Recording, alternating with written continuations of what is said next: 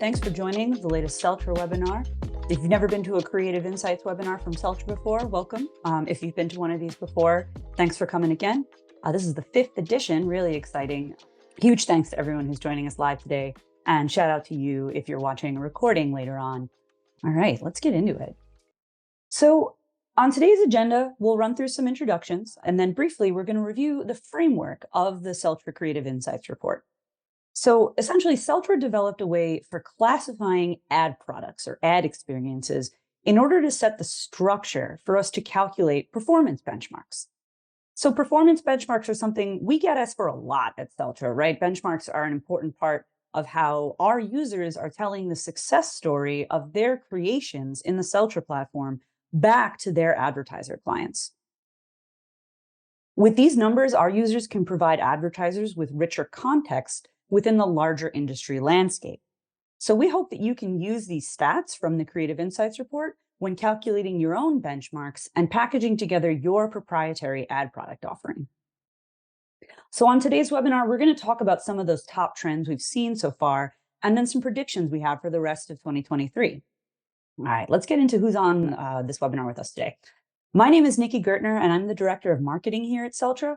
But more importantly, we have a special guest joining us today. It's my favorite part of the webinars is when we have, special guests and clients that can come and speak towards what they do in the Celtra platform. So I'm happy to announce that Korinah Sodahlon is a studio producer for HearstMade, which is the studio that handles all branded and custom content across print and digital for Hearst. So Korinah's on the call with us today. We're going to chat with her a little bit later, and we're going to discuss some of the latest trends we're seeing in rich media and video. Plus, we're going to look at some top-notch creatives from her team, and then we're going to pick her brain about any predictions she has for Q4 and the end of this year. But let's do a quick overview of the framework of the report first and how we sort of got to some of these conclusions we're going to go through. If this is the first time you've ever seen the Celtra Creative Insights Report, these concepts will be helpful in terms of understanding the data and applying it to your own narrative. So the data in the last report that we released was collected from Q1 and Q2 of 2023 across Celtra's global customer base. And the inventory we looked at included display, vast video, vPaid video, and this included environments across desktop, mobile web, and in-app. And in order to draw these insights, Celtra developed this universal system of classifying ad products, no matter what kind of media that you have access to. It's important to keep in mind that Celtra customers have many different types of media. It might be owned and operated websites. It might be video inventory, programmatic video, things like that. So we had to come up with sort of this universal system to talk about all the different experiences. And this system starts with a visual experience of the ad, which we break into two parts, the mechanism and the content. So first, let's start with the mechanism. This is the way that the content is first introduced when the ad experience loads. And in this report, we look at 4 different types of mechanisms: static, animated, reactive, and video. We believe these 4 mechanisms represent the different visual presentation methods of advertiser-supplied assets. Perhaps that might be an MOV file for a vast video, or maybe it's a JPEG of a product shot with a blinking CTA. Our analysis of over 500 individual Celtra creatives, which this year was done a little bit differently, but still contains these 4 different categories that we're classifying them into.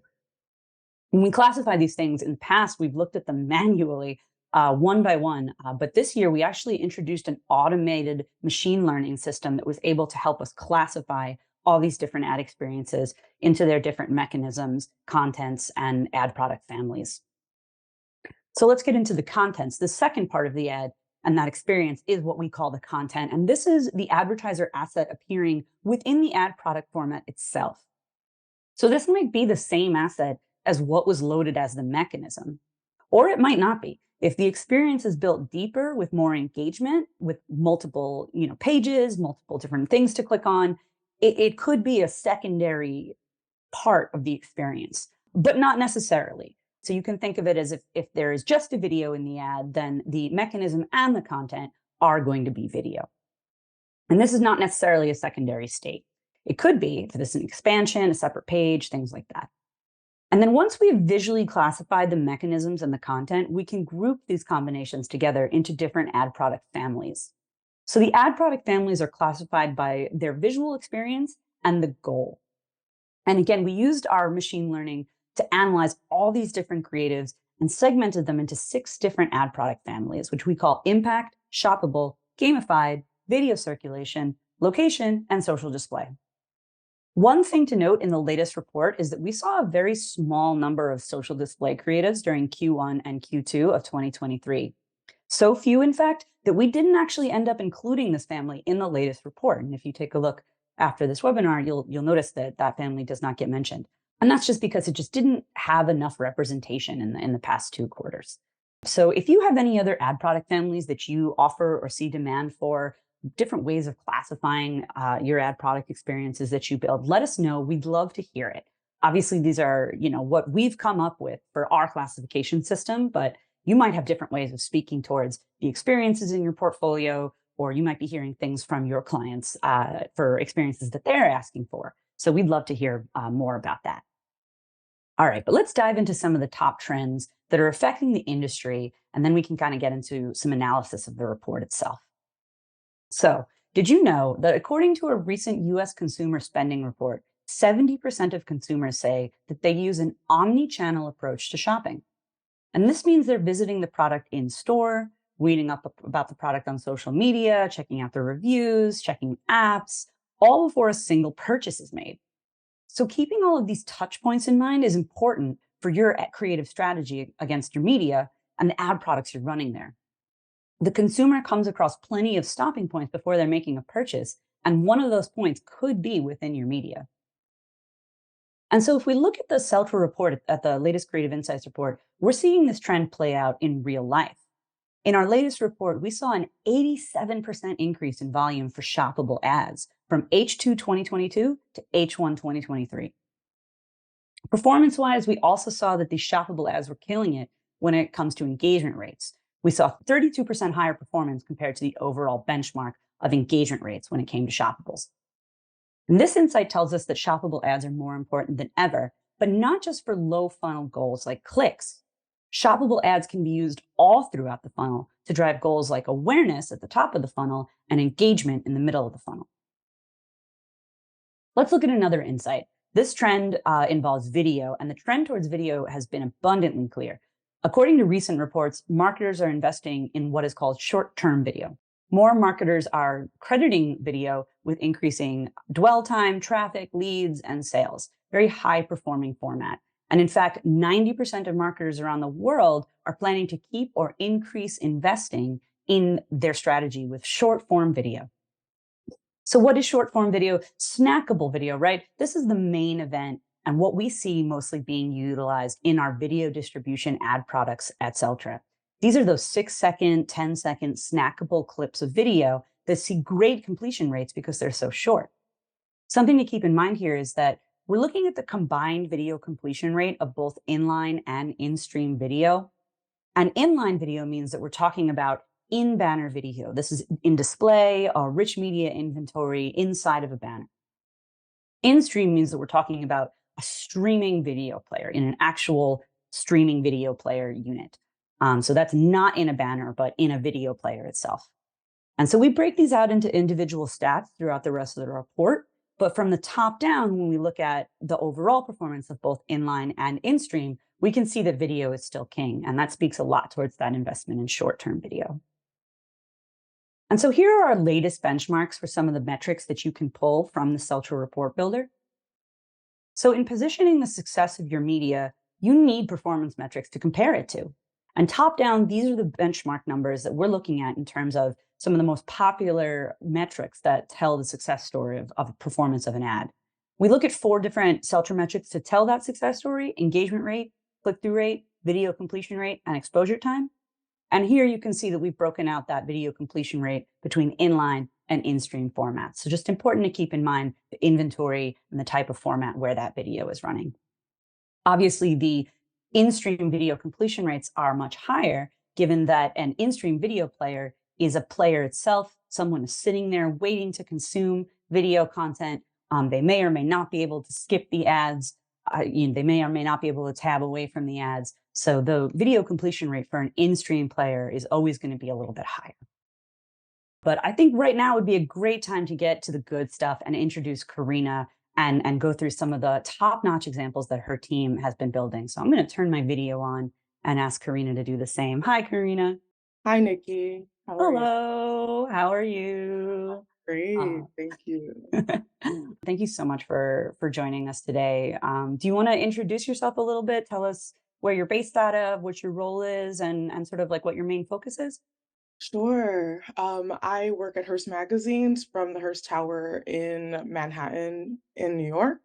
And I lead Hearst design team in the branded studio.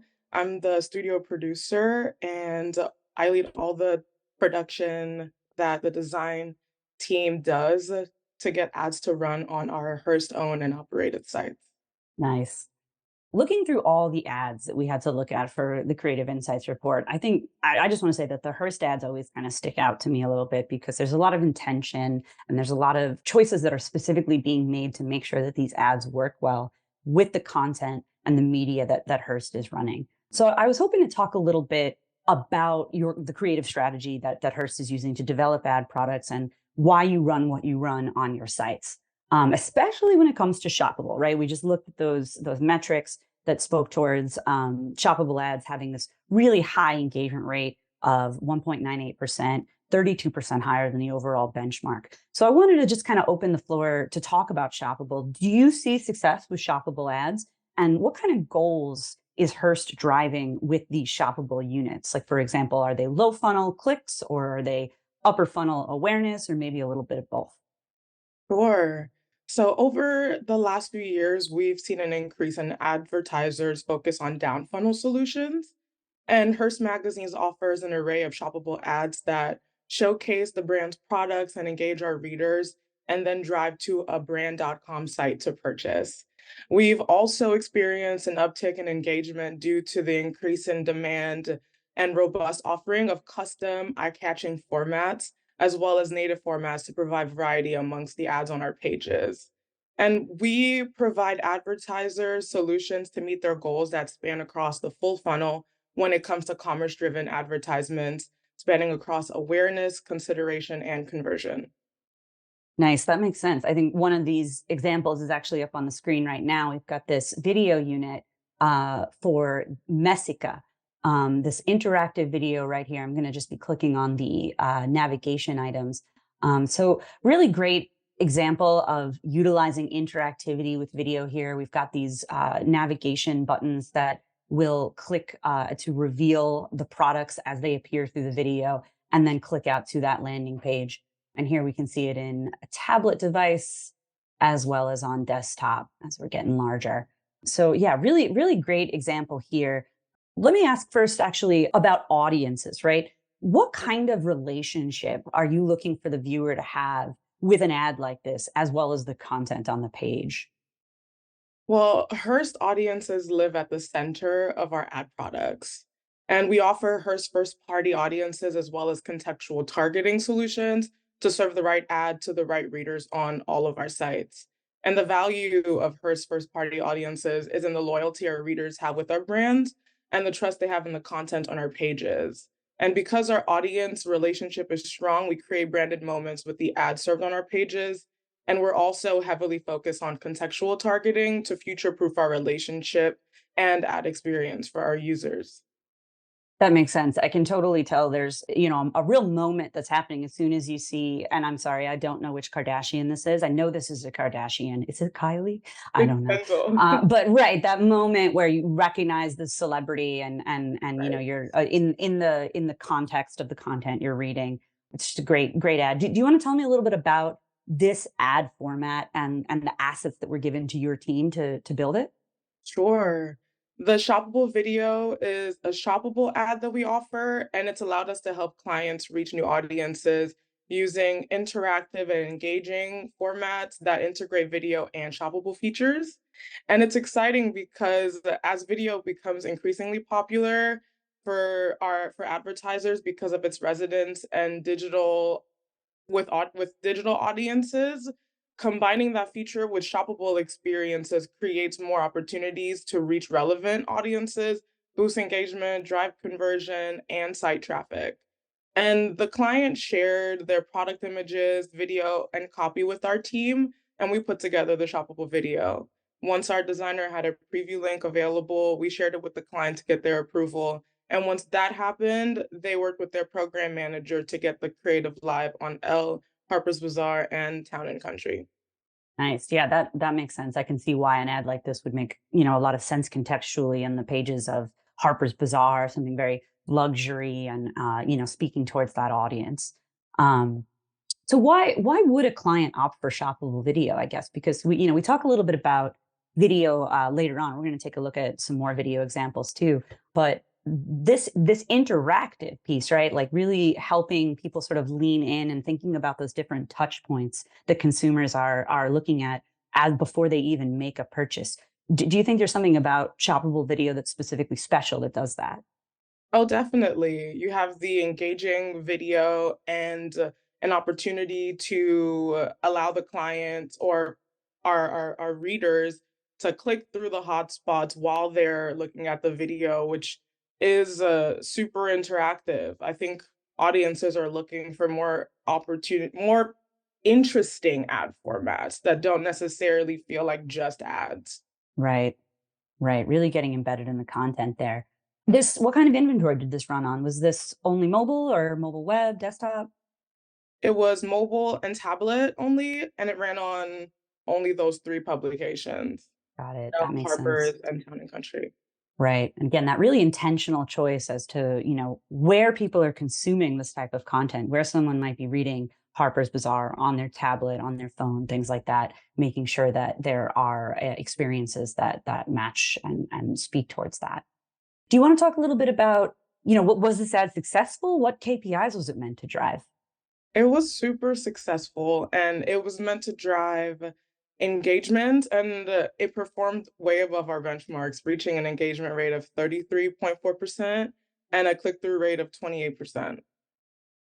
And, like, although we don't really have performance norms yet for this offering, because it's pretty new to our offering, it drove a pretty strong click-through rate of 28% comparable to the performance of their superhero, which also ran using the same video assets across the same 3 publications, and it performed best on Elle with a click-through rate of 32%, followed by Harper's Bazaar, which had a click-through rate of 27%. And this ad probably worked so well for a few reasons. Kendall Jenner, being the face of the ad, like you mentioned, does Oh, a it's lot of Kendall? Is that it's Kendall? Kendall, it's Kendall. Thanks for clarifying. Of course. I mean, you noticed that it was a Kardashian I on the knew it was the video. Kardashians. Something about the eyebrows.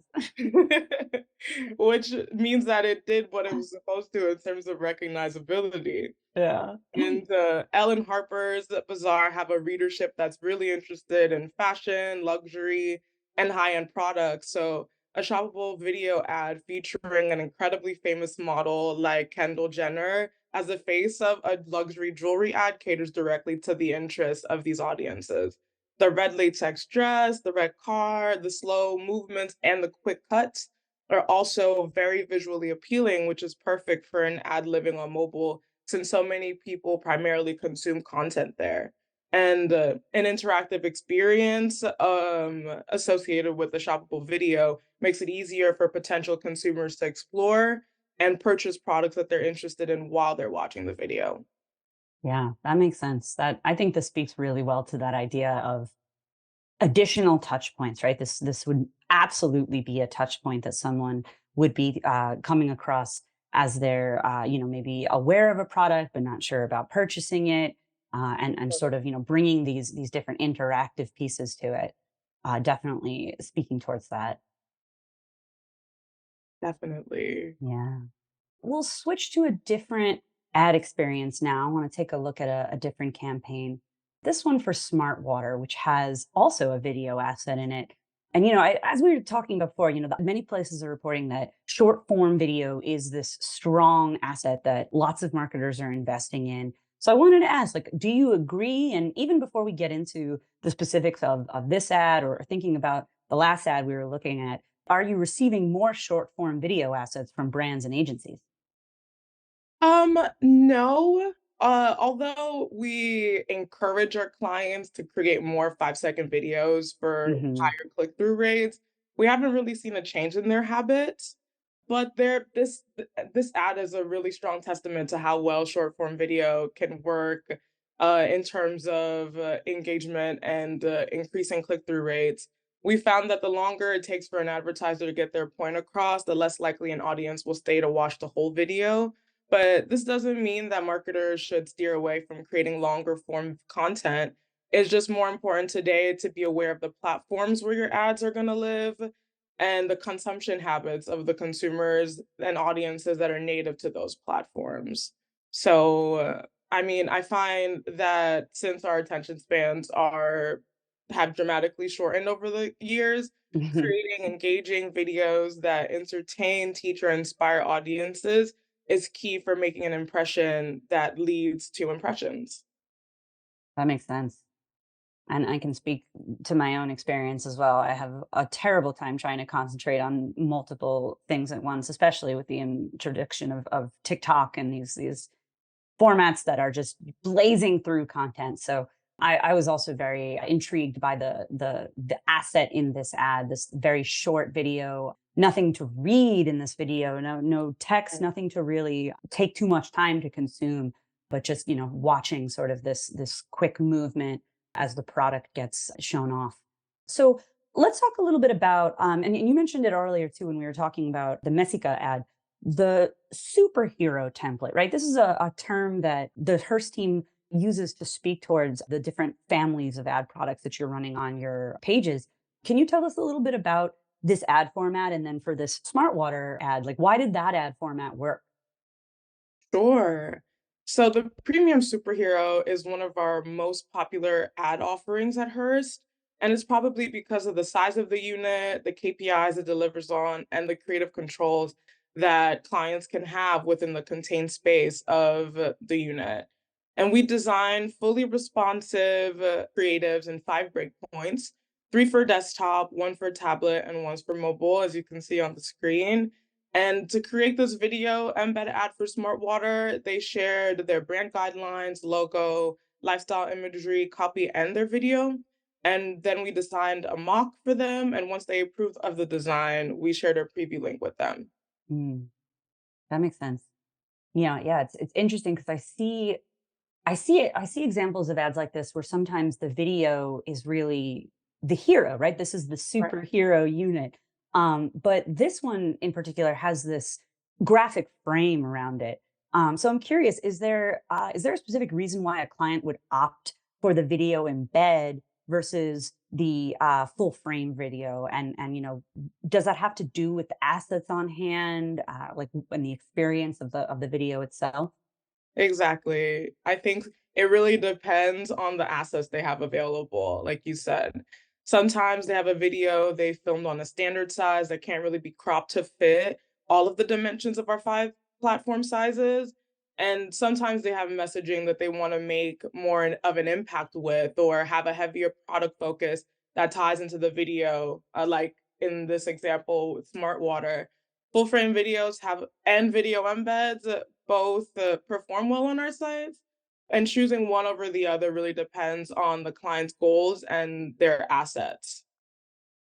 That makes sense. And again, you said this, which inventory types did this run on? It was all 3, right? Yes, it ran on desktop, mobile, and tablet across the whole Hearst network. Wow. Yeah. Cool. So I can imagine that this KPI, that the goal that this ad was trying to drive was a video completion rate, something in that upper funnel awareness type of category. But you speak towards also needing to deliver on other KPIs like clicks and lower funnel goals. So do you want to talk a little bit about, was this ad, did it succeed in its goals? How was it successful? And sort of balancing that act between needing to drive video completions and clicks. You know, this ad delivered above our expectations, and it drove an overall completion rate of 93.8%, which Mhm. really speaks to the power of short videos. And it had an engagement rate of 31.7%, outperforming the highest ends of our benchmarks, which is usually at the 11% range. Mm. So it was extremely successful. And the overall click-through rate of 12% fell on the higher end of our benchmark rate as well, which is usually between 9 and 15%. So performing best on Town and Country with 14% click-through rate, followed by Ellen Veranda at 13%. Tablet users actually were the ones that engaged the most with the ads on those publication sites. Ah, And that drove a click-through rate of 30%. that makes sense. I'm not too familiar with some of these publications, actually. I know what Elle is and Harper's Bazaar, but you mentioned Town and Country and Veranda. Why do you think it performed so well on those properties? You know, the ad is sleek, visually Mm, engaging, it gets straight to the point, and it's totally in line with our focus on captivating imagery and design. And the casting choice was really great too, because it reflects on our commitment to showcasing diverse perspectives. This ad is a combination of aspiring visuals, concise messaging, and the alignment of the themes that the video conveys of achievement, style, and elegance were totally in alignment with the audiences of all of those magazines. I mean, straight down to the tagline, "Elevate how you hydrate." It's in line with Town and Country's emphasis on exceptional people, mm, exclusive places, and refined lifestyles. And the guy in the video is scaling the building, so that's mhm. pretty exceptional, if you ask me, almost subconsciously symbolizing achievement, determination, and pushing the boundaries. So Smart Water really hit the nail on the head with this one. Yeah, I was just about to say, like, is it possible to start craving water? Like, I feel like I'm craving water by looking at this ad right now, which That might just mean I'm thirsty. But definitely making it look like an attractive option. Agreed. Um, and yeah, so I guess I totally agree that that short form, that this quick 6-second video, we're seeing this in more and more of the video ads that are being built in Celtra. Do you think that the length of this really contributed to the success and seeing those high video completion rates? Oh, definitely. Sitting at about 6 seconds, we found that videos that were on the shorter end perform better than longer ones. Because advertisers who do a good job at getting their point across in less time often see greater results in terms of engagement and video completion rates. And the fast-paced nature of the video, engaging visuals, clear and short taglines might also have something to do with how well the ad performed. Yeah, that makes It's sense. a combination of those things. All right. Well, thanks for sharing those great examples. I think these were some really high class examples that came out of our latest report. So I think now would be a good time to talk about Q4. Right, coming in hot. Everybody's got something that they're worried about. According to our poll, looks like most people are the most concerned about inventory availability. Which, yes, I think that does make sense as a hot button topic for Q4, but we're also hearing concerns about lightweight ad experiences that won't get blocked by Google Chrome. We're hearing about concerns for creating new solutions, new inventory types, new experiences that maybe advertisers haven't seen before, and really innovating in this space. So I'm curious, what are your predictions for 2023, the rest of 2023 and Q4? That's a really great question, Nikki. I think that as advertisers strive to create more meaningful connections with their audiences, they have to do a better job of communicating their value propositions effectively in ways that align with the needs of their target audiences. So, doing so while delivering those messages through the right channels and integrating native features will be key to driving engagement and sales. So ads should look to inform, inspire, and entertain audiences, and hitting those three marks and integrating shoppable experiences might be a sweet spot for advertisers looking to connect more effectively with potential consumers. So integrate TikTok's new shoppable features and Instagram's too when creating your ad, and know your product, your audience, and your tone. My advice is definitely don't hesitate to step outside of the box to explore new and authentic ways to immerse existing and new audiences into the world of your brand. Thank you. Yeah, that is really great advice. I mean, definitely that idea too of integrating shoppable features that are mimicking other shoppable features that users are seeing in Instagram, in TikTok, things like that, but without actually making it mimicking that Instagram experience, making it a completely different experience that works with your inventory on your pages. I think that's a really important and interesting thing we're going to be seeing more as people lean into this idea. We do have a question in the Q&A, and this one's for Korinah. The first creative with Kendall, did you find users were intuitive enough to know to click on the circles down the side to show the pop-ups on the interactive video? And what did the engagement rate look like there? It was pretty high, right? That's a great question. It was very high, and advertisers are definitely often concerned with the visibility of the buttons. So we offer them the option of changing the colors of the buttons while they're not activated, as well as while they're activated. And we have a little animation that makes the buttons kind of like skate like piano Mm, while someone is looking at the ad. That way it prompts them to look at the buttons and click around.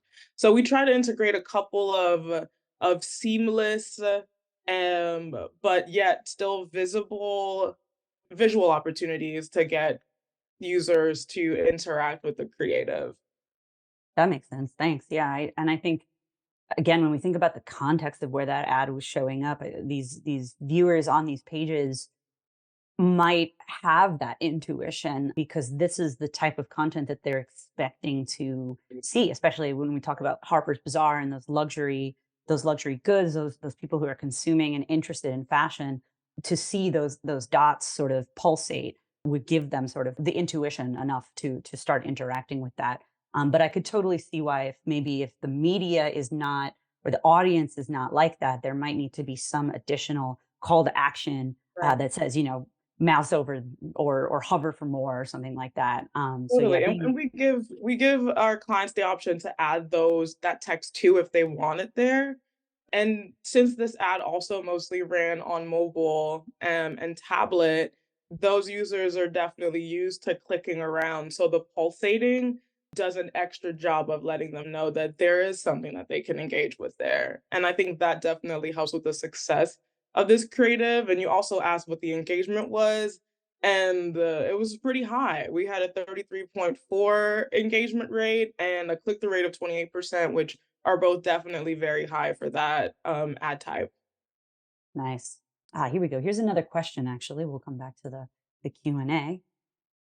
How do you feel about CTA buttons on banners versus having CTAs that are not specifically put inside buttons? That's a good question. So I'm imagining that's sort of like, if the CTA appears as a headline or just text inside of the ad versus looking like an actual button with different rounded corners and maybe a gradient, something that's actually looking like something you can tap or push. Yeah, I don't know. I could let you answer that one, Korinah. Do you have an opinion about that? I think both can work.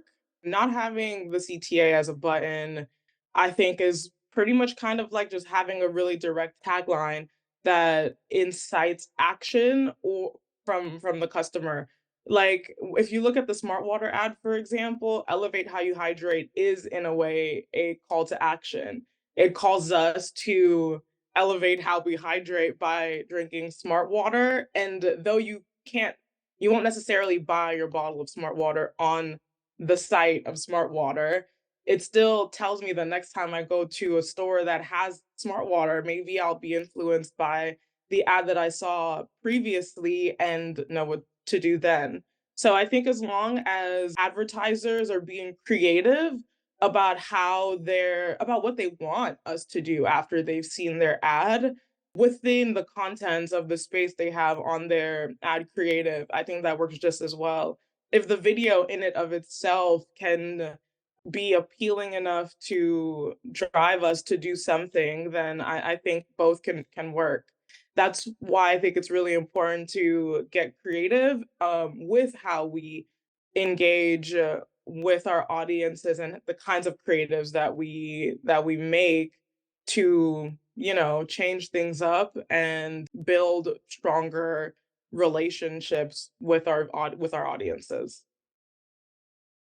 Awesome. Yeah, great. That's great feedback. I think that also gives us at Celtra a little bit of insight into maybe some additional things we can look into in our creative insights report, such as the difference between, ads where the CTA includes a button with corners and that actually looks like a physical button you can press versus when the CTA is just text, call out, something like that. So great feedback there. So again, yeah, if there's any other questions, feel free to reach out. But I think this takes us to the end of our webinar. It's perfect timing. Thank you, Korinah. Thank you so much for joining us today. Thank you for everyone who tuned in, who might be watching this later as a recording. If you have any questions, feel free to reach out. And yeah, thanks again. Thank you, Nikki. It has been a pleasure to be here with you, and looking forward to seeing this recording. I promise I'll cut out all the parts where I stumble over my words. All right. Well, thanks, everybody. Have a great day and feel free to reach out if you need anything. Take care. Thank you.